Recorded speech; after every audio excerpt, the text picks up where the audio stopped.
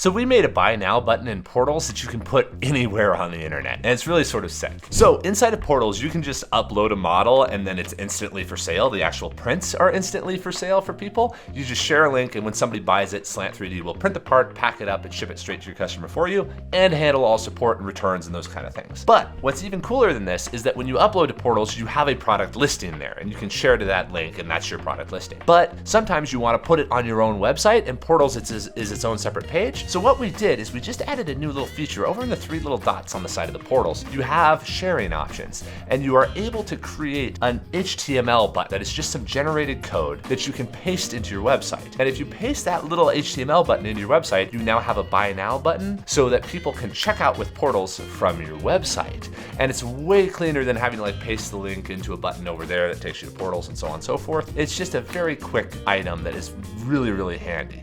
You can also take this button and you can paste it into like your descriptions of some of the repositories, so that instead of having just a blue link there, you can actually have a button that says, oh, you can buy the file up here, or you can buy the actual print right here. And it's a really cool way to get stuff connected so that you can turn your existing repository of 3D models into an actual store, so that all your photos on your repo serve as the product description, and then you have a buy now button right below to where anybody who wants the actual print can just get the print. So we're really excited about this new feature in Portals, and there's a bunch of other ones too. You can embed a full portal onto your web page, all these kind of things. And this has been really exciting because we want Portals to enable designers to focus on design rather than all the stuff around it where they're having to worry about, oh, how do I set up a web store and run a print farm and pack boxes and all this other stuff. We got rid of all of that for them so that they're able to just run. So if you want to check it out, go ahead and check out Portals over on slantpod.com.